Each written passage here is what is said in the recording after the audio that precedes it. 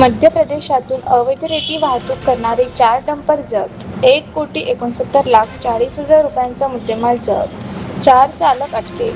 वरुड पोलिसांनी अवैधरित्या वाहतुकीविरोधात मोठी कारवाई करत तब्बल 1,69,40,00,000 रुपयांचा मुद्देमाल जप्त केला आहे. या प्रकरणी 4 डंपर चालकांना अटक करण्यात आली असून डंपर मालकासह एकूण 8 जणांविरुद्ध गुन्हा दाखल करण्यात आला आहे.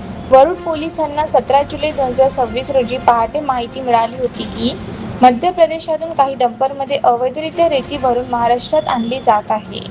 या माहितीच्या आधारे पोलीस निरीक्षक अशोक जाधव यांनी पथकासह वरुड येथील जायंट चौकात नाकाबंदी केली. सकाळी सुमारे 7:15 वाजता पांढुर्णा रोडवरून येणारे 4 निळ्या रंगाचे डंपर पोलिसांनी अडवून तपासणी केली. तपासणी दरम्यान सर्व डंपरमध्ये रेती आढळून आली.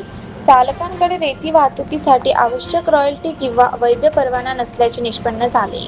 चौकशीत ही रेती मध्य प्रदेशातून अवैधरित्या उत्खनन करून मोर्शीकडे नेण्यात येत असल्याचे समोर आले. या कारवाईत 28 ब्रास रेती 1,40,000 रुपये तसेच 4 डंपर 1,68,00,000 रुपये असा एकूण 1,69,40,00,000 रुपयांचा 50 नग जप्त करण्यात आला. या प्रकरणी चालक पवन मोहन शर्मा, पवन सुखदेव नांदणे, प्रफुल्ल अशोक खरबडे आणि आर्यन गजाननराव बर्देगी यांना अटक करण्यात आली आहे.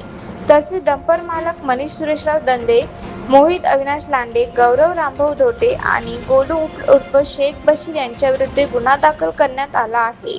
या सर्व आरोपी विरुद्ध भारतीय न्याय संहिता कलम 303(2), पर्यावरण संरक्षण अधिनियमातील कलम 9 व 15 तसेच महाराष्ट्र जमीन महसूल अधिनियमातील कलम 48(7) व 48(8) अन्वये वरुड पोलीस ठाण्यात गुन्हा नोंदविण्यात आला आहे.